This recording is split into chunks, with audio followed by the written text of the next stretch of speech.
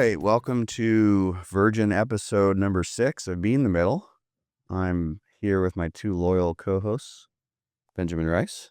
What's going on? Not much, man. How are you? Yeah, I'm not on the receiving end this week of the topic, so I'm like looking forward to talking about it, man. Good. And Shane, how are you, buddy? I'm feeling okay. Yeah? I'm feeling pretty good. We'll get into why you're feeling a little different today, but we got a 4th guest here, a special guest. He is a good friend of mine and my shaman, Jimmy Castillo. How are you? I'm doing great. Thanks for having me. So blessed. I'm really excited to talk to you guys today about these beautiful subject matters and what I do. Yeah, he's I fly Jimmy out, or not fly. I transport him out from San Diego, get him a hotel, and FedEx him. We box him up once a month, typically, to do Kambo. And I know last episode we spoke a lot about ayahuasca, but my maintenance for my immune system and keep my peptides really high is Kambo. And so I did it this morning. This is like my day that I do it. And Jimmy's sitting there and we're doing it. I'm like, you know what? Why don't you come on my show tonight? And luckily, I got him 2 nights. He's here tonight. So I'm here. So here he is. And before we jump in, I wanted to show a quick clip of a formulation Jimmy came up with, because he's not just a shaman. He's like a chemist, man. He works with cannabinoids and puts together a lot of different tinctures in the cannabis space. And one in particular has really heavy, good uses for Parkinson's. And so I just want to show you guys this quick clip that I think got like 8 million views or something. It's called Ride with Larry. 600 million. 600 million? 600 million. 600 million All views? over the world, yeah. That's crazy. Those are calculated. So you came up with this and you patented it, right? I did. You patented it, and so if you're dealing with Parkinson's, you can buy this. So why don't we play that clip real quick on the magic of this tincture?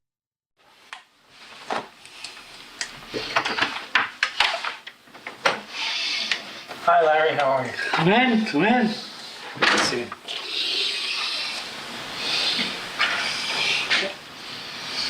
How you feeling? It's been a bit of a rough week. Really? And the best way to take it is put it under your tongue and rub it in your cheek.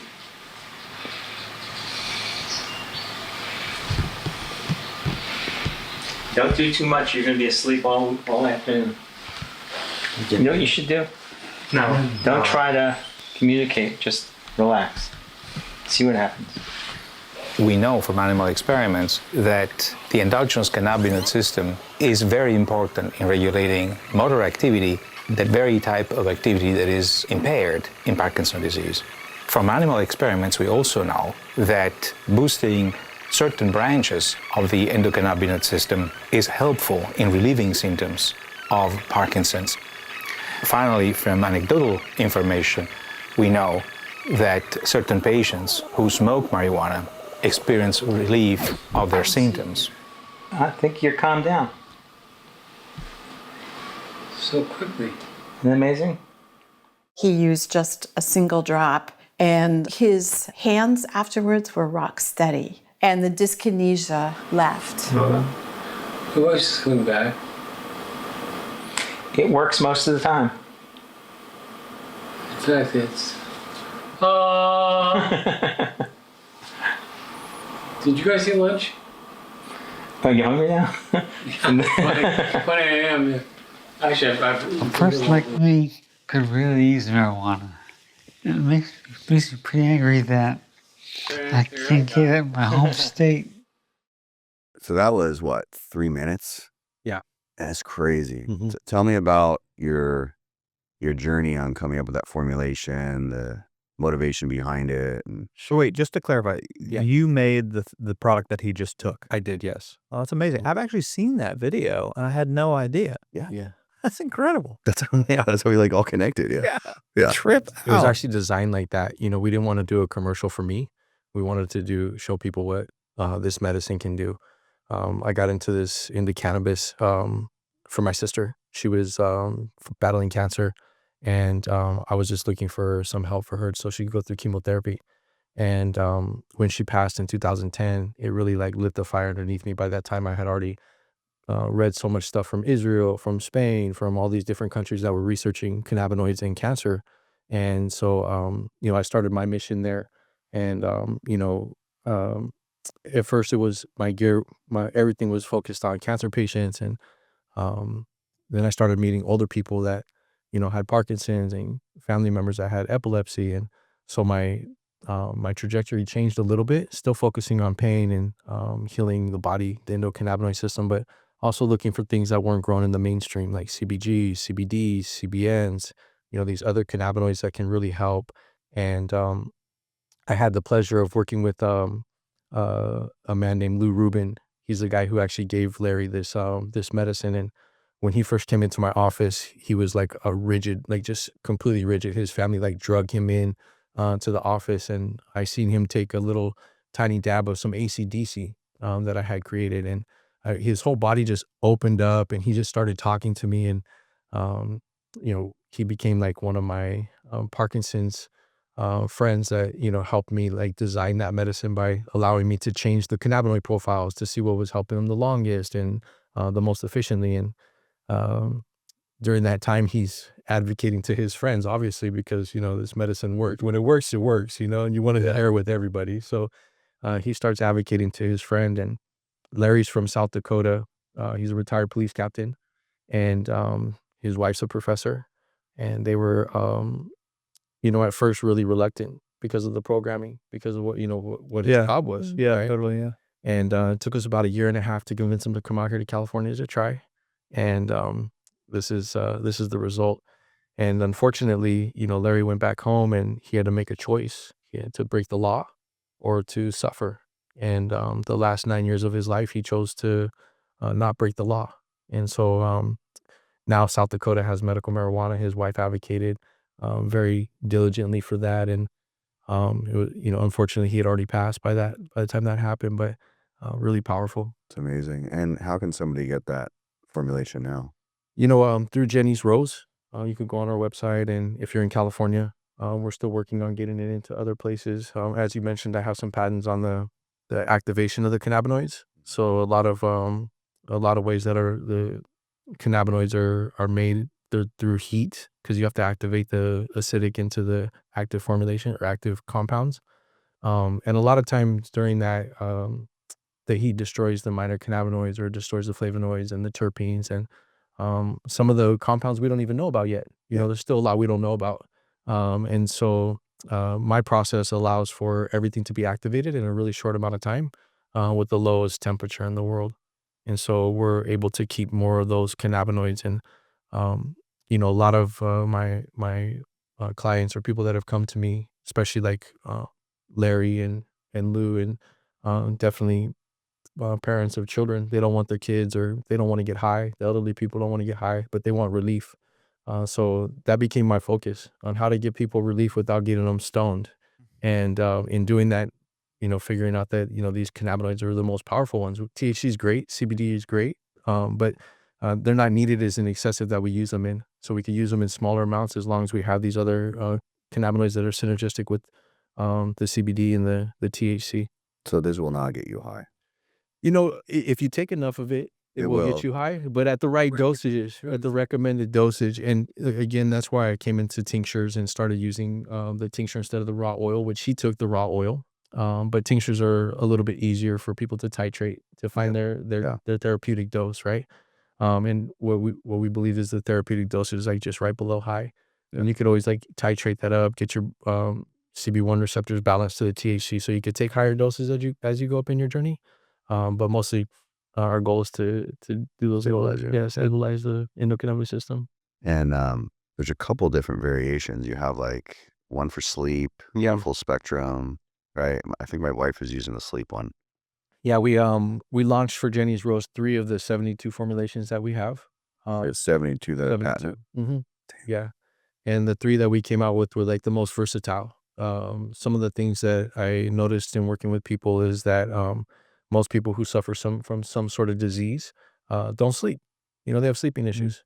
And so, you know, right away, one of the goals that I had was to help people sleep. You know, we know cannabis makes us tired, makes us, you know, drowsy, you know, the CBN in it, you get that couch lock. So I started looking for ways to help people sleep, but also to where they wouldn't wake up groggy. Yeah. Right. That too, like that high intense, a lot of people think that taking a lot of THC will help them sleep. But what happens is it converts to Delta 11. And sometimes, well, a lot of times you wake up like groggy and that high effect. And like you got to almost like have a shot of espresso next to your bed to get up, you know?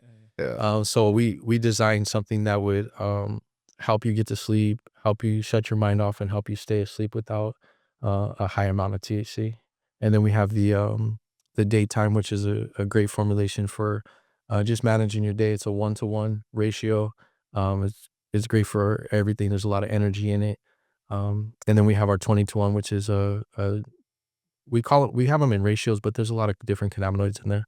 The 20-to-1, which is our daytime, pretty much anybody could use it. You won't get high. You could pretty much drink the whole bottle. You won't get You won't get high. So it's good for people who, you know, want to get that inflammatory relief or some relaxation without getting high. You spoke a little bit about, you know, the stigma behind the use of cannabinoids and THC. And for a police officer from South Dakota, Yeah. I mean, that's a hard sell to begin with. But the results, when you see something like that, you wonder why people are so hesitant. You know, I see so many people out here, even in California, even in the liberal state like California, working in Sun City, Palm Desert, where I have lots of elderly people coming in who are overusing benzodiazepines, overusing Ambien constantly, have no problem filling it like clockwork 2 days early every single month. Would never, then you could say, well, would you like to try some CBDs? Would you, and totally disinterested in that. Yeah. And you wonder, but it's how it's the culture. It's part of how we are as Americans. And we've just decided that, especially that generation, that there's nothing that's bad, that's evil. Yeah. Well, we've allowed the pharmaceutical company to define the conversation. Yeah. Right? Mhm. We've allowed them to pump all the money, all the ads, do all the things, right? And it's kind of fascinating what just happened down in Texas, where pharmaceutical industry had given the lieutenant governor like a bunch of money. And so he worked super hard to try and ban any product with THC because obviously the farm bill with the THCA opened the doors. And he, you know, after a couple of years of working on this, he got it passed. But then the pharmaceutical industry, I guess, hadn't given Greg Abbott enough money, and Greg Abbott vetoed it. And I'm actually really You got to pay off suspicious. the right guys, you know, that's what No, it is. I'm really suspicious that like the hemp industry was like, we're not going to fight this at the bill level. We'll just give all our money to the governor. And if that's what happened, it worked. I mean, it's actually incredible, but it's absurd. I mean, the pharmaceutical industry doesn't like this because all of a sudden you don't need to take Ambien, you don't need to take Yeah. Percocet, you don't need to take Xanax, Yeah, whatever. and those drugs are in the top 100 most dispensed drugs in America. That's crazy. All of those. And this could knock out 8 of the top, like 8, Yeah. 10 of them, right? With these formulations and just alternatives. I was just even reading about, well, we're here eventually talking about Kambo, and I was, you know, doing a lot of research because I was really frightened about what I was going to see Yeah. or experience today if I decided to go through with it. And one of the peptides, they had a randomized placebo-controlled trial. It was intrathecal administration of the endomorphins or dormorphins, Yes. and it was intrathecal administration, and it went up against morphine, and it was superior. It was found in a randomized placebo-controlled trial for post-operative pain to be superior to morphine. So there was a lot there. So this peptide is one of the peptides you get from Kambo. Correct. Cool. One of the peptides found in Kambo. Yeah. Yeah. Correct me if I'm wrong No, here. you're right. Yeah. Why don't you tell us a little bit about the history and like exactly the difference between some shamans on the venom that they choose to use versus where you source it, and just a little bit about like exactly what we're doing, like the science behind it, the methodology, the history, wherever you want to go with it, but just kind of educate, because even I don't know 100% of what, like I've read a lot, but I know you know a lot more. So For sure. So there's quite a few legends, if you will, on how Kambo came about. My favorite one and the one that resonates the most with me is one of the tribes. The whole tribe was sick.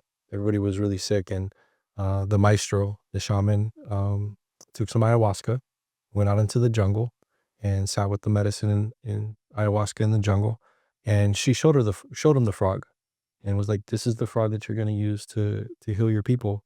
And so that maestro took it back to the people, and the ayahuasca guided him, showed him all the steps that he needed to apply this medicine.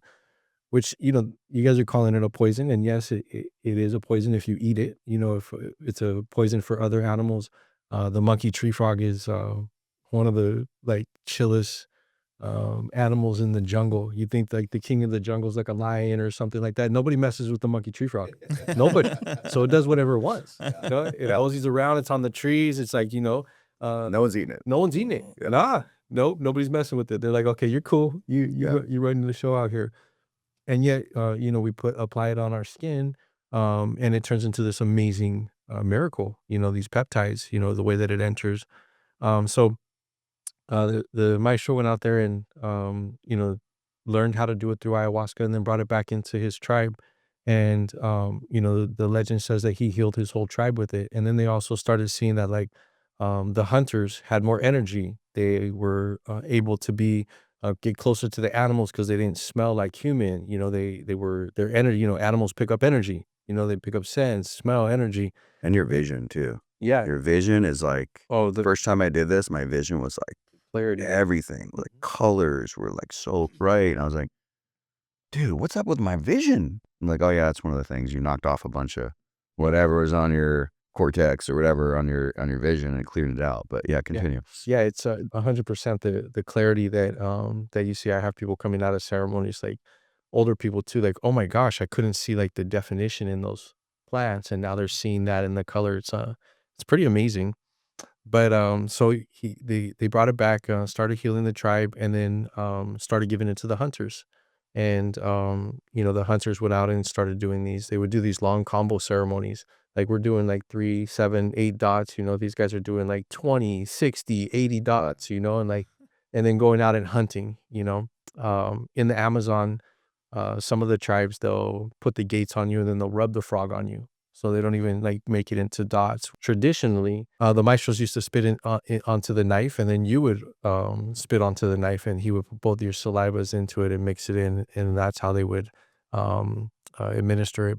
Because of COVID, those type of things stopped. A little more sanitary now. Yeah, I've never done it because we're here in the West, and people are kind of are worried about germs and stuff like that, even though you're doing combo. But so that was traditionally how it's done. As far as like the modalities and the science behind it is pretty simple. It's actually just a group of peptides. There's 15 different peptides that we know of in there. It enters in through these little gates that you were talking about. We just take the top layer of skin. It's not like a branding. We're not trying to like make big holes. We're not trying to get you to bleed. We just want to open up that top layer of skin. And once the medicine's active with the water or saliva placed on the skin, you start feeling the peptides entering the body immediately. And these peptides, man, there's so many different things that they do. Reduce the cortisol levels, reduce inflammation, pain relief. We've actually monitored many people as they're on this medicine with heart monitors, and it's really not even going up above like what a normal workout would be. Mm-hmm. But because you can feel everything in your body, you feel like it's like just boom, boom, boom, boom. But it's just really just going like a little bit above like a workout, It's amazing though. And for me, I found that each one of these medicines that I work with are like a point in people's journey, right? And for instance, like cannabis, it's a beautiful plant. It's brings so much relief and comfort. And sometimes in dire pain and in traumatic situations, we need that. We need that comfort of cannabis to help us, relax. Also, what it does for the endocannabinoid system. But the thing about cannabis is, especially when it comes to disease and emotional things, it doesn't help us release the trauma. You know, we still hold on to the trauma. It just makes it comfortable to live in that trauma, you know, and we find ways to navigate our life like that. And what I found is if we didn't address the trauma, the disease would just manifest in another place, in another way. The life still is having some type of situation. And Kambo, when I was brought to this medicine, and I'll share my story with Kambo because I almost walked out of my first ceremony. You know, I was in a room of 20 people and I seen this girl's hand go up and she started screaming and I'm like, I'm out of here. Our friend Los's mom was there that day, and she was one person before me, and she champed it. She was like Buddha, you know. She just like got her bucket, purged into it, you know, came back up, purged into it. I was like, I have to stay. Yeah. Mom did it. Mom did it. Yeah, I gotta stay. Yeah, no walking out on this one. But what I found was Kambo helps people relieve that energy that's stuck. You know, it helps people with the trauma. So many physical things go on with that medicine, which is great. But to relieve the trauma that we hold on to is huge, right? Because we hold on to trauma from everything, from relationships, from our parents, from, you know, car accidents. Mine was a motorcycle accident.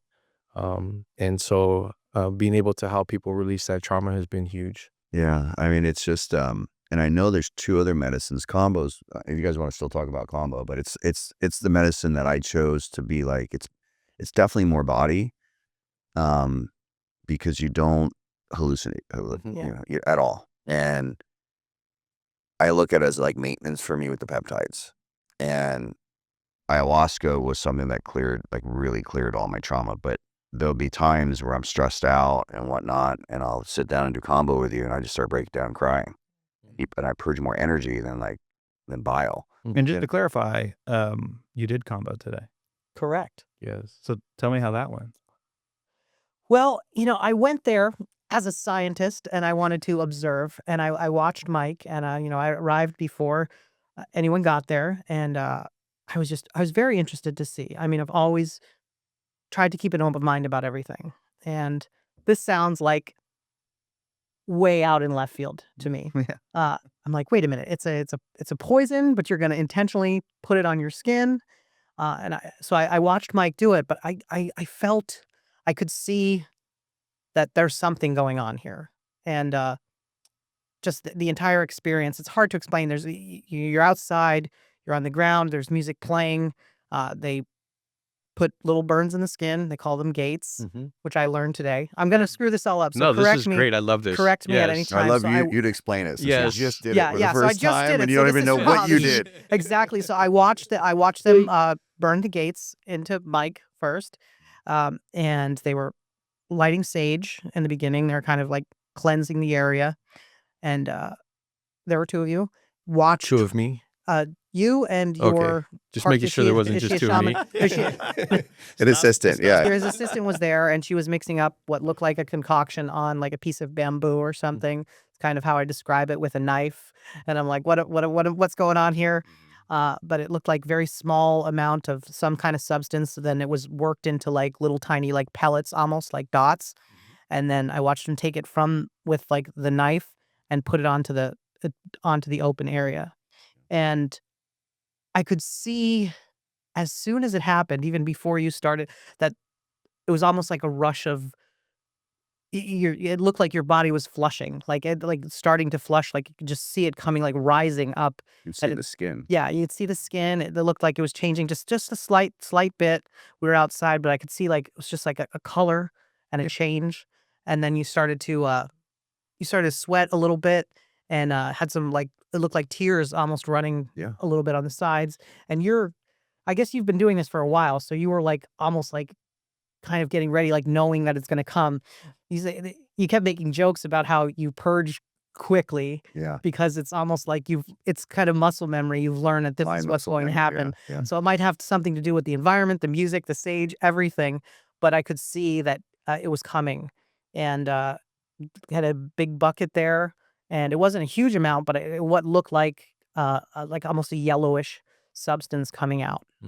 And I sat there and I was like, wow, this is, you know, this has to be there has to be something to it. You could obviously see that it is It is working, whatever it is. Yeah, like, why is Mike doing Yes. this? Why is he Why doing would this? Mike, out of everyone I know, be doing this? The Yeah. conservative guy. Yeah, the conservative guy. And that's the thing. Like, if we The conservative guy who likes to party. I mean, we should click. Yeah, with Kambo.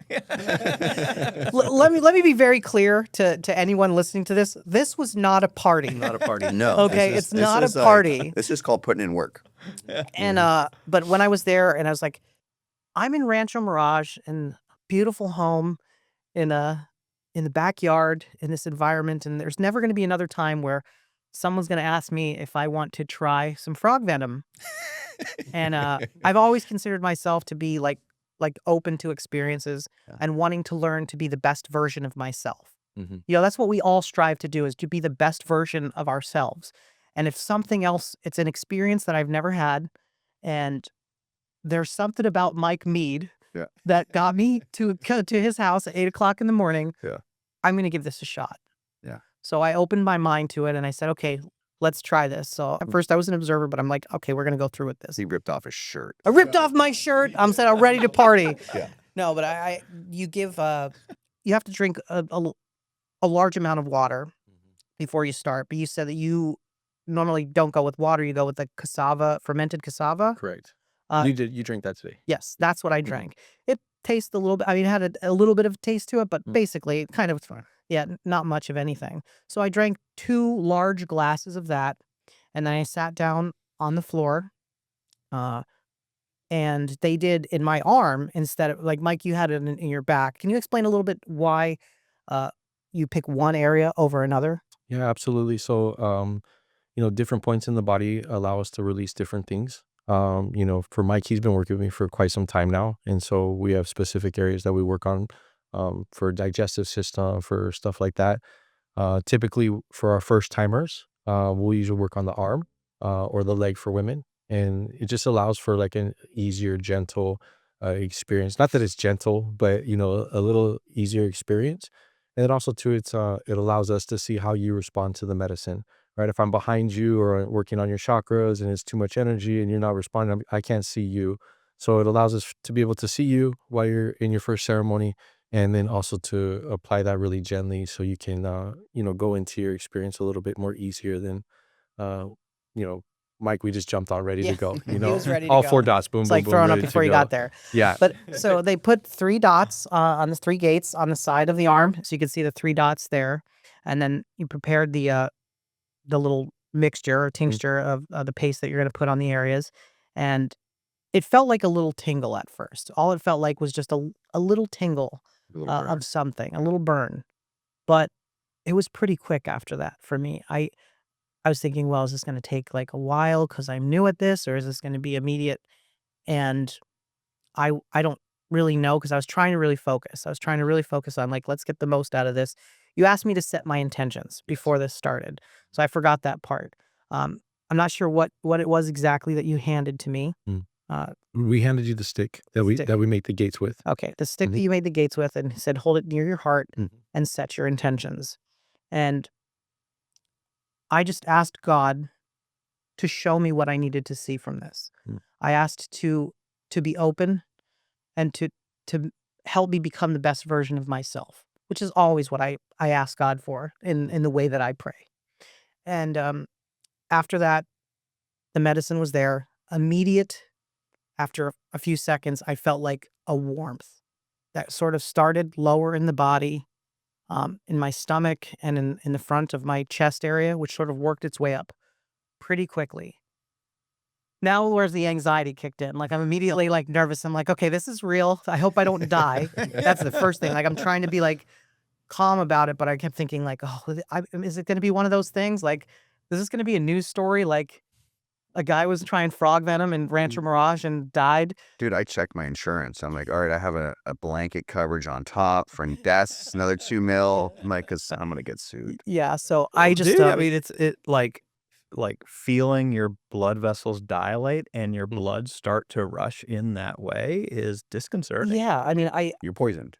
you're poisoned. You are. Yeah. And then a little bit, the heart started racing after the warmth and the heat. It was mostly just heat, but then the heart started racing. You're getting a little bit tachycardic, and then I'm getting nervous, and I could almost like feel the heartbeat a little bit, not here so much, but like starting to rise into my head. Like I could hear it or feel it a little bit in my head. And that's when I started to get nervous. I was trying to like sit still and like not lean too forward, because I heard that if you lean too, I don't know if you said it to me or I read it somewhere, that if you're constantly leaning over the bucket, you're going to get the swelling in the face and the lips and everything. And I didn't want to do that because I figured it would make me nervous. And then I started thinking, do I have any Benadryl in the car? Does he have an EpiPen on him? I should ask these things. What the fuck is wrong with me? So I was getting a little bit nervous. So I started fidgeting, like moving up, and like I'm like, okay, let's just get to the vomiting so that I can get this over with and be done. But I wasn't sure. I'm like, I don't feel nauseous yet. I just felt the heart racing and everything. But then immediately it was like you feel it in your gut. It's almost like it's trying to bring whatever's out. Like I'm thinking, well, it's not, the poison is not in your stomach. It just can't be, but it feels like your stomach it thinks you ate something, maybe. I mean, in your mind, you believe you ate something that's doing this to you, so it wants to empty everything there. And I felt like I was ready to throw up and that I was going to throw up. I was even making like the noises, but nothing really was coming out from You were me. throwing up like energy. You were just because I thought you were vomiting, Yeah. so I went and looked at his bucket after he's done, and nothing was in there. Mm. And I was like, dude, he vomited. I thought he purged.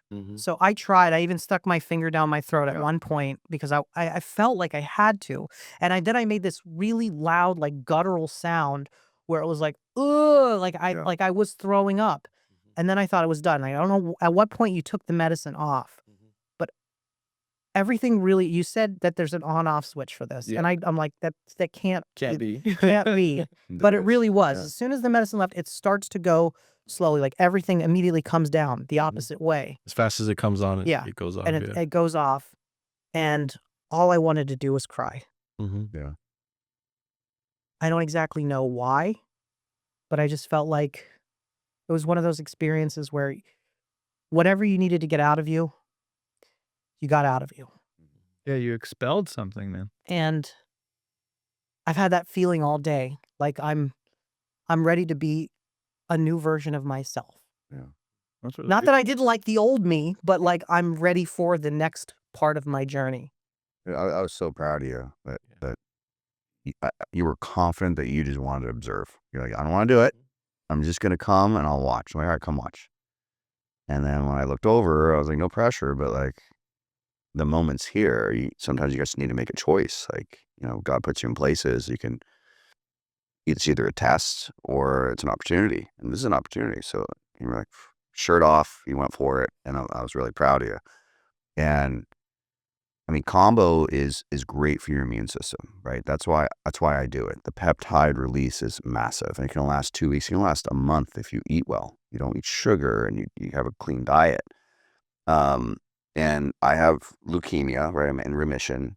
I don't have a spleen, and I don't want to die. So that's why I started doing it on a monthly basis to keep my immune system really high.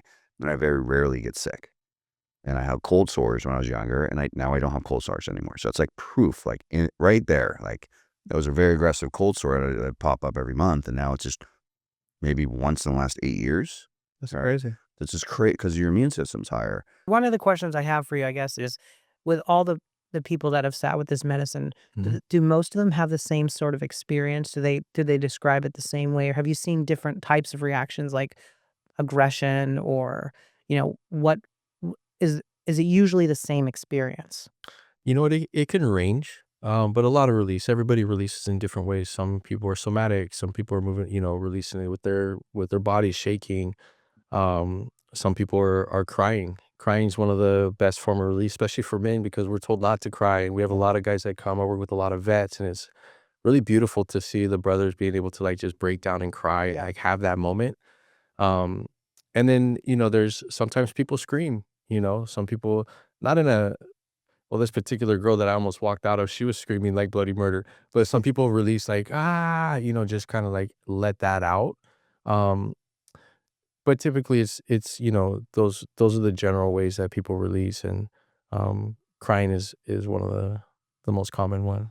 What percentage of the time is it the person asking you to take it off their body versus you see something or decide to take it off?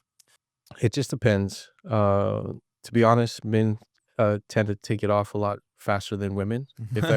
Most women don't even ask to take it off. Really? Yeah. You I don't know if they so- can get it as a toothpaste or something. Oh my God. yeah. Oh, make me feel bad. You're like 3 minutes. I'm right there with you, bro. I did Kambo the other day, and I was like 8 minutes in, and I'm like, take it off. And she's like, are you serious? I'm like, yeah. Done. We'll do it again in 20 minutes, but this one I'm done. Yeah. So typically, and guys, women go through so much pain and so much, they could tolerate so much more than us. They're very powerful beings. Yeah. So they come in and just like handle it. That's why I seen, Los's mom sitting there like, I'm like, oh my gosh, this lady's so badass. I got to do this. For me, if I see someone, and a lot of maestros are different. Some maestros will let you faint and allow you to be in your ceremony, passed out and come back, and leave the medicine on. I try to make this experience for people the most effective, but also something that they want to come back and they want to continue this work, because this is a journey. It's not like a one-time thing. This is something that, especially in the beginning time, I recommend doing like 3 times in a lunar cycle. Really get the cleanse down. Kambo's a very sophisticated medicine in a way that it doesn't like rip all the layers out at once, because some people couldn't handle that, right? So it kind of takes it down in layers. So doing that 3 cleanse within a lunar cycle is really good to get started. Sometimes people, when the fear kicks in and the anxiety kick in, they ask to take it off. And then usually, mostly it's on the first time, right? Because you're going through all these new experiences. One, you're feeling your heart in your head. Your ears are burning a little bit. And it feels like your heart's beating 1,000,000 miles an hour. Plus, you're hot and you don't know if you're gonna throw up. So, the first time experience, people are like, "Okay, I'm done. Take it off." I mean, these aren't feelings that people choose normally. These are things that people are like, please make it stop. Right. It's work. If you want something out of anything in life, it's always hard. And if it's easy, it's like not worth having. Well, we as Americans, we want our pharmaceuticals to be a pill you swallow, and you go back to the doctor in a few months and they tell you you're all better. Everything is fine. You didn't have to change anything about who you are on the inside. You didn't have to do anything. And I think before this started today, as a pharmacist, it's hard for me to say this because, it's part of my business, but food is medicine. Yeah. Mhm. Exercise is medicine. And I think it's important for people to know that. So anybody who's watching, pills are not always the answer. We have patients that will take Ambien for sleep, okay? Or they're on benzodiazepines throughout the day. They go to their doctor's office and tell the doctor, I wake up every morning, I'm super groggy. I can't seem to get through the day. I'm in a fog. What does the doctor do? Instead of like dialing down the Ambien, they'll add modafinil during the day to keep them awake, or give them a low dose Adderall. Mhm. So instead of like being reductive when it comes to our pharmaceuticals, we're pushing another pill. And it's a shame because, and then sometimes I'll be counseling a patient. They're like, well, you're the pharmacist. You're not my doctor. Like, give me my drugs. Like, just shut up and count the pills and put a label on the bottle. Yeah. And when you look at it, that's how we've been trained to fix things, is to always add instead of looking at our lifestyle modifications, looking at the things that we can do naturally. Food is medicine. Food is medicine, people. Food is medicine. You're Yeah. so gonna get fired. Like I'm gonna have It's to a like. good thing I work for myself. I don't work for Walgreens or CVS Oh, or you anything don't? like that. So Oh yeah, you're like Yeah. an independent. yeah, I'm an independent pharmacist. Thank God you're not like Mike. CVS fired me. You fund me a compound pharmacy in Palm Desert. I found this little spot. Be a $500,000. Yeah. No, but I hear you. It's all truth. The food thing is so important, man. I notice whenever I start to feel blue, if I just cut out simple carbohydrates and intermittent fast, Mm-hmm. like Yeah. all the like sadness goes away. Yeah. I was trying to work it into this conversation, but like anyone who's like averse to using any of these plant medicines, some of the biggest discoveries that we've made in like mainline the pharmaceutical industry. I'll give you a great example: the GLP-1 analogs, Ozempic, Zepbound. Everybody knows about these drugs now for weight loss. The first one that came to the market, Byetta, which was like 7 or 8 years ago, actually probably more like 10 now. was exenatide, and it was found from the saliva of Gila monsters. And that was the first, and the GLP-1 analogs make up for like a huge spend of the pharmaceutical industry right now. Yeah. Like, and if it wasn't for, searching beyond and doing research on animals and plants, we wouldn't have half of the things that we have. Well, that's why like ayahuasca was such a monumental change like in my life when I decided to finally do that after Los like talking to me for 4 years. Like, dude, you need this, bro. Like, you're on edge. And then it just opened my mind up to, a bunch of different work. I mean, you're my third shaman, and the other 2 shamans would like make you pass out with the It made it very uncomfortable. Like I hated it. I fucking hated it. But I would still do it. But I do it like once every 6 months or whatnot. And then I did it with you, and I'm like, God, he's so much nicer, man. It was a better experience. I purge. I feel great. Like, okay, let's do this once a month, right? Yeah. And it continued. But I know there's 2 more, Bufo and what's the other? Mushrooms. And mushrooms. And let's talk about Bufo for a minute. Yeah, let's dig into those. Yeah, I don't know anything about those 2 are great. And this Do you have is any kind of like samples what to you. pass out? So what is Bufo? What exactly is that? Bufo is found from the Sonoran Desert toad. Yeah. Kambo's a frog. Bufo's from the toad. And Bufo, like Kambo, is a secretion from the frog. It's also the frog's protective mechanism. It's also the compound that helps him attract mates and helps him during mating season. And somebody said earlier doing lines of Bufo, and traditionally when Bufo was very first administered, it was blown into they would blow it up into their nostrils as like a snuff. And as time progressed and ways of smoking it became available, that's how it's now administered through inhalation.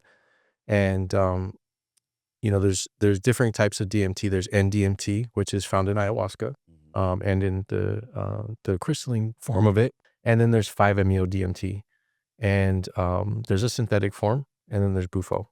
And this medicine is very beautiful. It's very intense. It's a quick medicine. It's only 20 minutes, but it's a medicine that gives you an opportunity to explore oneness, explore source energy. It's definitely an ego dissolution. It really strips all those things that don't serve you and allow you to see yourself as the most divine you as you can be. And I've It's like the death experience. Yeah. So it's basically out of body death experience that when I did it, and I did it with a different shaman in Florida, I was fighting it hard because I was like, dude, I don't want to experience death. I don't think I'm supposed to. Like, I just mentally was like, I'm not supposed to do this. So you knew that going in. So I fought it hard, and he's like, take another hit. And I took like 3 or 4. I don't even know how many. It was with another shaman, and I didn't pass out because normally you fall asleep for a little bit and you experience this, and I didn't. I just started crying, and it was like the worst experience. And I couldn't for like an hour and a half, and I had to pick up my wife and her friend at the airport. And I had like 2 hours, like, oh, you'll be in and out 20 minutes, she'll be good. So now, fast forward an hour and a half later, I'm like, I have to go pick up my wife, and I'm still crying. I was in the car, I'm like, why am I crying? Like, it was this horrible experience where like literally I picked them up, went to the hotel, and I downed alcohol to like get it the fuck out of me. So I had a very bad experience, but then I did it again, and I had a really beautiful experience when I accepted it. But it's definitely like you lose your ego, everything. You're out and you're in nothing. And but continue. But like, Yeah.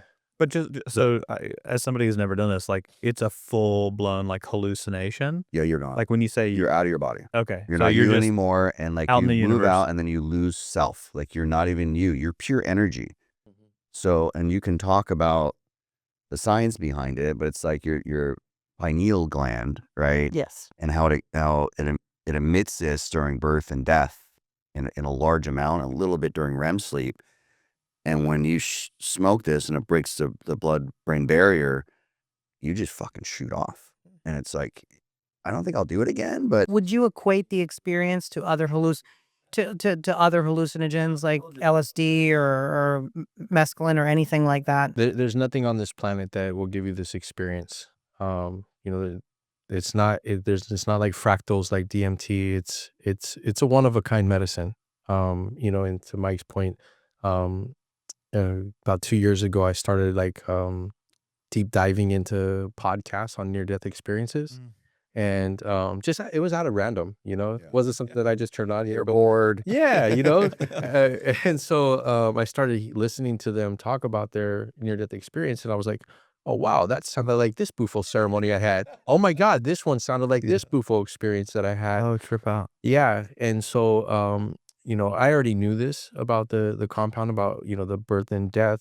But it was really interesting to me to hear how people go through these experiences through a traumatic event, and then come back from that experience. And you know, most of the time people who have near death experiences come back with a whole new um, outlook on life in general. Sometimes their gifts are a little bit, you know, like maybe they're a little bit more psychic, maybe their intuition's more is tuned in. These different things happen after these near death experiences. And we see that also too when people consume 5-MeO. They come back and they have a whole new, you know, outlook on life, on who they are, what they want to be, the greatest version of themselves. You know, in a therapeutic sense, you know, I've seen a lot of people with PTSD, you know, severe childhood trauma, different things, and just in one session be able to work through all that. That's wild. So, we talked last time about ayahuasca. Yeah. What's the difference between ayahuasca, Bufo, and the other one that you just mentioned? Sure. So ayahuasca is NDMT, but that one's a mixture of the chacruna and the ayahuasca vine, which allow for it to last that duration that it normally lasts. With the other NDMT, it's inhaled, and it's also like a 20-minute experience, right? And both of those medicines, I would like consider those more like earth plant medicine, like the experience you're You're at this realm. yeah, you're in this You're realm here, of you're you. you're here, you're you. Yeah. There's visions, there's things happening. You're going through this journey and this experience. But you're still kind of But you're grounded in still your body. it. Yeah, you could get up and walk. Yeah, Yeah, Okay. you see some weird stuff, but Yeah. you're you, and I look at it as like that's the mother nurturing, cleansing. When I was like diving into it, like what are you? Like what is this? It was like the earth coming and like binding with me and cleaning me out. And that's the ayahuasca. That's ayahuasca, and that's like 4 or 5 hours of just putting in work, right? And then the combos, couple minutes putting in work, right? And then this could be, you know, 20 minutes. 20 minutes. Oh, it was Yeah. like 20 minutes. Yeah. And what was the other one you mentioned? So that's Bufo, 5-MeO DMT. Yeah, so they have the synthetic form, which is you know, they've synthesized just the 5-MeO DMT. With Bufo, there's other things that are in there that help. What for me personally, you know, I'm probably gonna upset some people on this, but you know, a lot of people are advocating for the use of synthetic 5-MeO DMT. Their argument is for the frogs out there and stuff like that.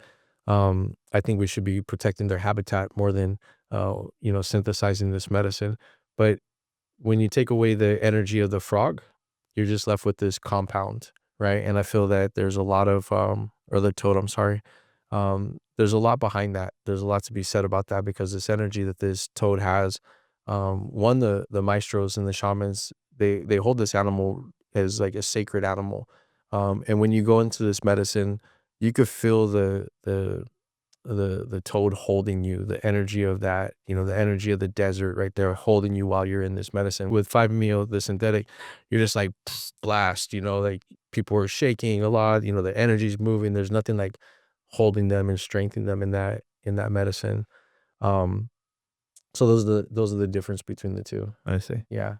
The other thing that's really important to know, and I'm speaking on a panel coming up about Bufo, is the way that it's collected. You know, there's poachers out there that can collect a large amount of Bufo through scaring the frog by flipping it upside down. And the maestros from the Seti tribe, they sing to the frog. They only do extractions when they're coming up for mating season. They only take small amounts from the frog, and they'll go out and get another frog. They'll take a small amount. They'll go out and get another frog. And the experience and the energy that you feel in that are completely separate. You'll see a lot of YouTube videos of people screaming and floundering and doing this whole crazy thing, which I don't recommend anybody going watching these videos either. Something, especially if you haven't done the medicine yet, because it could be scary. It's not always like that. Yeah, do no research. Do no research. No, Just come see Jimmy. just come see me. No. But a lot of people, who sit with me, they equivalent it to like a spiritual orgasm almost, like the blissness, the oneness that you feel when sitting with the medicine that's collected properly with love, with intentions, and not scaring the animal or aggravating the toad at all. Yeah, I would guess that if, different collection methods would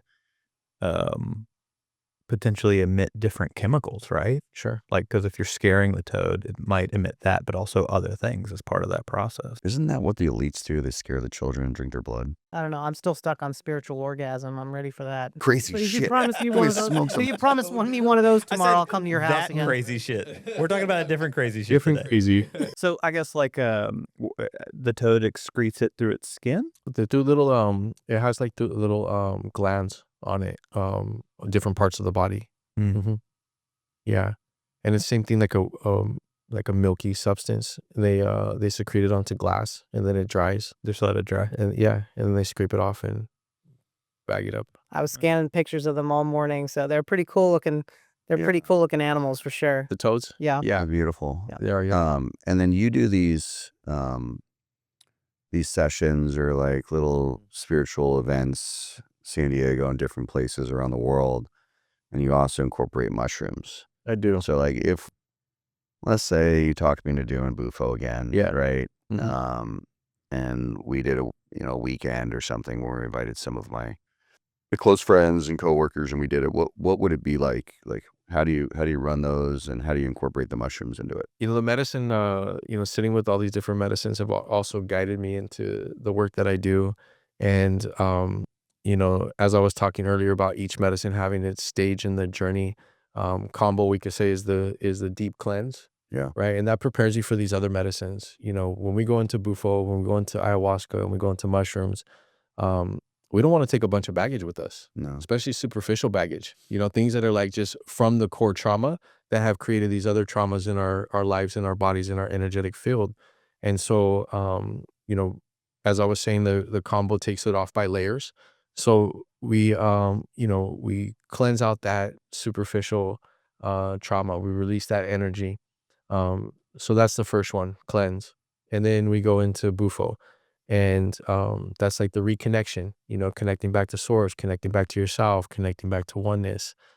And then in the evening time, we have a beautiful integration with mushrooms. And, mushrooms saved my life. Cannabis helped me get through my sister's passing, but mushrooms saved my life. I was in a motorcycle accident in 2009. And from 2009 until 2015, I couldn't be in a car. I had to be really high in the back seat reading something, or, I had severe PTSD. Every time I saw brake lights, I would go into a panic mode. It was a maestro, a shaman, that said, hey, you're not free. You're debilitated. You can't go out. You can't get in a car and drive by yourself, And I was like, yeah, but I got a driver. I got, the train. I got all these. Yeah, but you can't do it yourself, without you having this panic attack unless you're really high. And, he offered me to sit in a mushroom ceremony with him. And I respectfully declined immediately, because my dad told me if I eat mushrooms, that it's going to fry my brain. And so I wasn't into any psychedelics at that time. Yeah. The whole thing, we were programmed in that era, and so, thank you for your advice, Maestro, but no, I'm going to stick to the cannabis. It's working great for me. I went home, and because I had done so much research in cannabis, and I'd seen so many things that, changed my mind on the benefits of cannabis and how it can help us, I was intrigued. I was like, okay, well, I'm not just going to put this away. I told him no, but I'm going to research it myself. And, even back in 2015, the anecdotal evidence and the efficacy around psilocybins the data was there. It's safe. Nobody's eating mushrooms and dying. Nobody's eating mushrooms and being, taken off to the psych ward, all these things that I heard. And so I rang him and I said, hey, I think I'm going to try the mushrooms. And it wasn't your typical ceremony. He sat me in front of a tree. He gave me 4 grams and he just told me to sit there. 4 grams And was plenty. yeah, it was a decent amount. I watched that tree breathe for 5-6 hours. I didn't know trees could breathe like that, and I sat there and I just watched. I wasn't really trying to work on anything. My intentions were to release this panic that I would have in the car, but that was pretty much the gist of it. He just wanted me to sit there and watch this tree. And I got in the car the next day and I was fine. That's crazy. I didn't have any panic attacks. I Really? wasn't scared. It was nothing short of a miracle.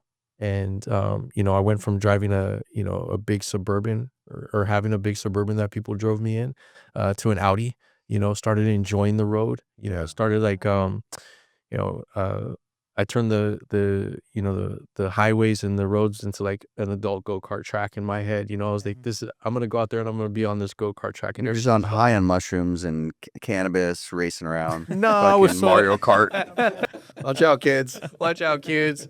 Here comes Mario. No, but yeah, I was blown away at how rapid it was. And in the cannabis space at that time, I was working with a lot of vets, and a lot of people with depression and anxiety, and sometimes cannabis, especially in like the higher indicas, they could onset depression, they could onset the anxiety for people, to where they don't want to use it anymore. Yeah. And mushrooms were like a whole new opportunity for me to help people to heal these things. At this time when you were doing the mushrooms, were you already like I were you already a shaman, or what exactly does one do to become a shaman? Is it like an apprenticeship, or is there It's some sort 8 of years undergrad. Yeah, I'm just trying like that's what like can you walk us through, the listeners, a little You bit just through that bought journey and what it the Yeah, scar. you don't just buy the stuff on eBay, I'm sure. Yeah, there's a store called Shaman Deer, right? And just shaman.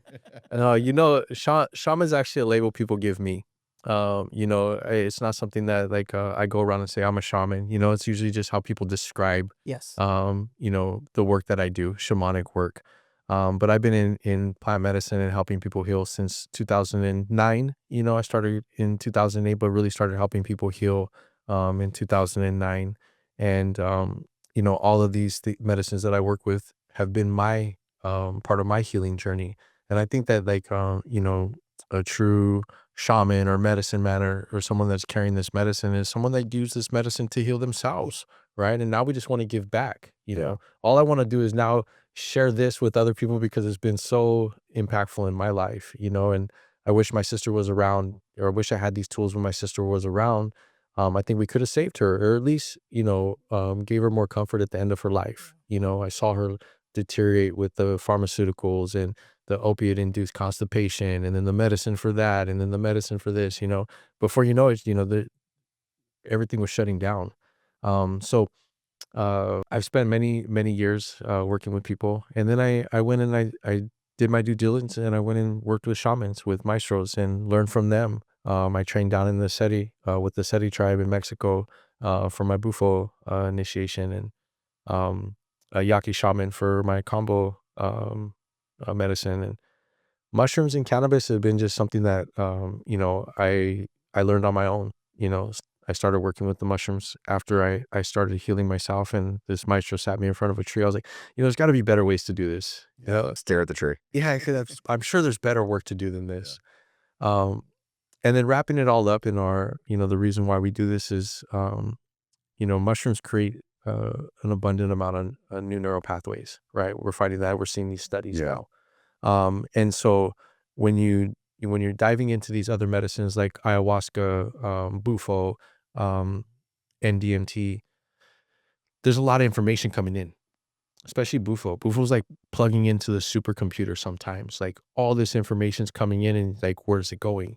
I found that mushrooms really help integrate this, right? It gives people opportunity to integrate, and being in a space where they don't have all this baggage. They just connect to source, and now they can really just tune into their inner child, right? Now they could do that work that we really need to get down to.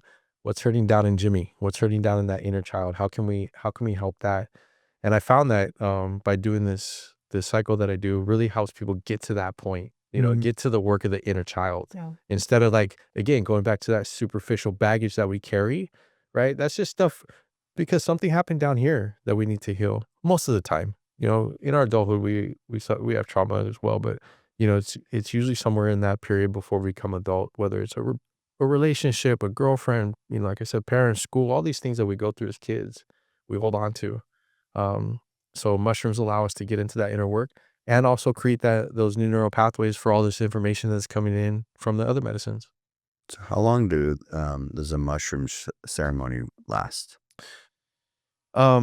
Anywhere between 3 to 5 hours. Yeah. But it's not like an ayahuasca ceremony. Mushroom's so gentle. It's a lot easier. It's a lot easier. Yeah. There's typically no purging. I've developed a really beautiful cacao formulation that I've had 0 people purge on me. And one person, I'm not going to mention his name, did 20 grams in my living room. Wow, 20 grams of chocolate mushrooms. Sign me yeah. up. Are mushrooms legal now in California? They're not technically legal yet. There's some gray area, though, because I know there's smoke shops out here where you can get them. Yeah, maybe you could chime in on that. A lot of municipalities have stopped just enforcing it as a law. So like in Venice, there's a store that only sells psychedelic mushrooms and like psychedelic mushroom products. I thought some cities decriminalized it, right? Well, I mean, it's still illegal, but they're like, we're just not going to enforce these laws Let's have anymore. a road trip on the next year. We could do like a, meet in the middle on the road, and we'll go down to Venice and we'll go see the mushroom shop, get some camera crew. That'd be fun. One more question for you, just because I got a shaman here and I don't know how often that's going to happen. So another plant medicine that's getting a lot of traction right now and is in the news is kratom, the 7-hydroxymetragenine. It's for those of you out there who've never heard of kratom or the chemical that's behind it. What is it? So the 7-OH they call it. You can find it like gas stations and stuff, and it's part of the kratom plant. And it works on the opiate receptors, but it's extreme. They think it's an alternative, but it's extremely addictive, like a regular opiate. So do you have any? Yeah, I do. I'm right there with you. It's really unfortunate. And I'm probably going to upset a lot of people in this as well, because there's so many people making so much money with kratom. I can't tell you how many people come to me, because Kambo is great for addiction, right? People come to me for addiction all the time, whether it's food, sex, this. I've seen some horrible stuff, people withdrawing from kratom. I've seen kratom break up families like opiates. Oh, wow. I've seen people sneaking around to take their kratom. The withdrawals are very similar to opiates. And this is the thing, like it's not right away, right? So unlike opiates, like these symptoms, these things, doesn't come, it comes after time. And it's like time, like, okay, I don't need it right now, and then all of a sudden they're like, oh my God, dude, I do need it. Yeah. And it's so readily available. And so people think that it's safe. It was really making me nervous. I had to ask about it because one of the pharmacies that I work at, Cornerstone Pharmacy in Palm Desert, you can edit that out if you want, but we service a ABC Recovery Center. So I just started seeing patients that are in inpatient treatment For kratom. Well, Why is it still legal? Your guess is as good as mine. bureaucracy moves slow. I mean, But that's- mushrooms are illegal in California. Yeah. That's crazy. Yeah, no, it's ridiculous. This is a relatively new phenomenon. I mean, no, it's been around for a long time, but the popularity. Well, they're opening up kratom bars and kava bars, and people are substituting it for alcohol and opiates, because you do get this feeling. I think that a lot of it also has to do with like it's not significantly, especially in the recommended usage, right? Damaging to the body, but people take it out of that context, or again, it takes like a year of use, 6 months to a year before that dependency kicks in. Whereas with other things, you notice it right away. Opiates you become pretty dependent pretty quick. So yeah, I don't know, but it's really scary out there, especially again being so in smoke shops and here. I've seen a couple of older people talking about it and how it's help them reduce their inflammation, but again they don't know how the long-term effects, or if they decide go on a road trip or they don't have it, these withdrawals kick in really fast, and they're really horrible. I'm actually really interested in, like, you've brought up opioids a few times, and we're all familiar with, like, the products that the pharmaceutical companies make, right? hmm But is there a place in a plant medicine regimen where, like, products directly from a poppy that are more like a plant medicine become relevant? I mean, I'm sure there can be. It's just a matter of if we're willing to do that. There's so many things that, I mean, combo and ayahuasca help pain so much. My last ayahuasca ceremony, I went down to the jungle, down to Peru, and I sat with the Shipibo people, and I did 6 days. I drank 6 days Whoa. of ayahuasca. I went there for I was still having quite a bit of pain from my motorcycle accident. Combo and these other medicines helped a lot, relieve a lot of the pain, but there was still some stuff I couldn't get rid of. And guys, like, this pain was becoming debilitating. I was at a point where, like, I was smoking a lot of cannabis. I was doing combo a lot, and I just couldn't get rid of it. And so I took the trip out to Peru, and these maestros sung the pain out of my body. Mm. I don't know how to really, explain it more than that. Because I mean, I was going through this experience that was, they call it bomba, which is, not knowing if you're purging, pooping, peeing, you're just wet for some reason, and all of these things are going on, and you're in front of the maestro and he's singing to you, and you're purging while that's happening into a bucket. And so, but I could feel, whatever they were doing. So there's multiple ways to do ayahuasca. There's one way of just sitting with ayahuasca by itself, and then they have plant diets, right? And so this particular plant that I was dieting was called cherry sinango, and both the ayahuasca and that plant work together in to work on whatever your intentions are. Cherry sinango is really good for the bones and for pain and stuff like that. Um, but I walked out of there with no pain. I mean, I'm rollerblading in Hermosa Beach and doing handstands and hot yoga. How long ago was this? How long ago? 7 months I've been without any pain. So the pain didn't come back? No. Really? Yeah, I've been without any pain for 7 months. It's been amazing. And where's the pain? It was lower back, sciatica, in the legs. Yeah, mostly lower back. I have a torn disc in my lower back that's pushing on a nerve. Um, I had to find so many scans before they found it. A specialist found it. And he basically told me I was going to be in pain the rest of my life unless I had the surgery, And I was like, well, I'm too young to have a surgery, because I guess you only get a couple of those. And so, I'm like, I'm going to push this pain a little bit longer and see if I can't help myself, And here I am, again, like, just completely pain-free. And, ayahuasca did it, the work that I did with Combo helped. So You can't package that up and sell it as a pill or a shot. A lot of people get in there and they'll say, "Well, I got these fentanyl patches for you, or I got hydromorphone, or Telon, I got something else that will treat for you." And to start it so young, I mean, imagine what the rest of your life would look like and the tolerance level you would have, and right, to be super dependent upon those medications for the rest of your life.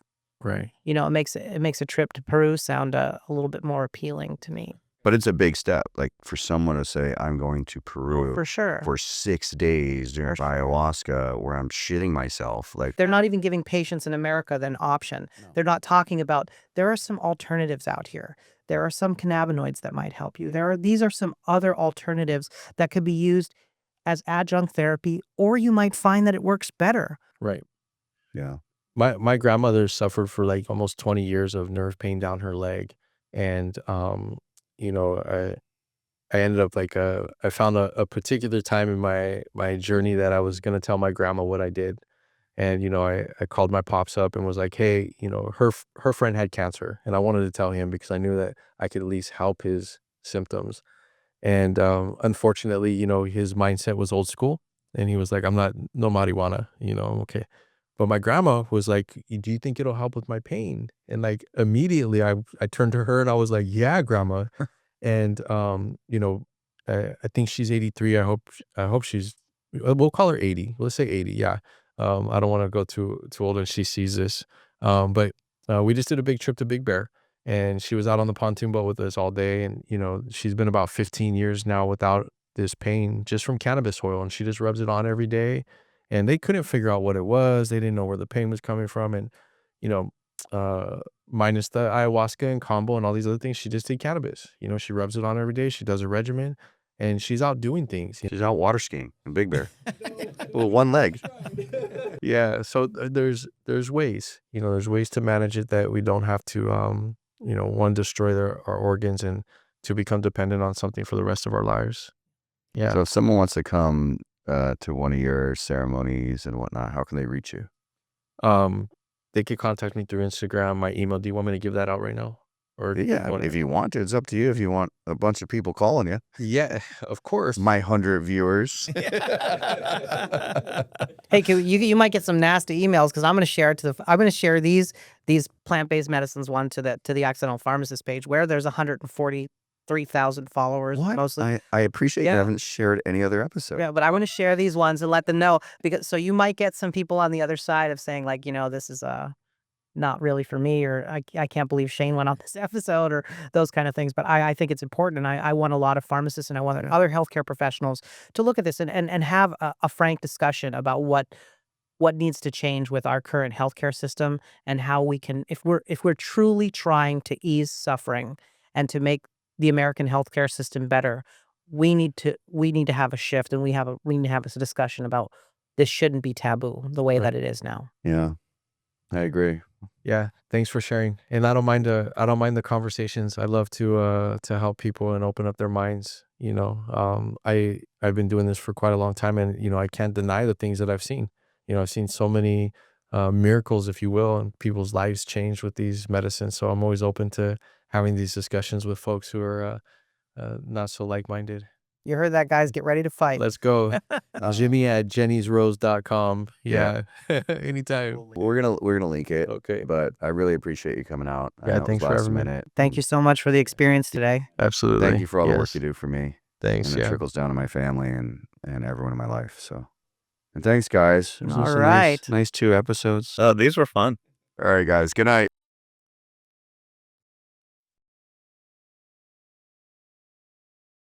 A breath of stars, a shimmered flame, the self dissolves yet feels the same. Through woven light, the spirit streams, a gentle ride of endless streams. Shadows fall, old pain released, the heart expands, the noise has ceased.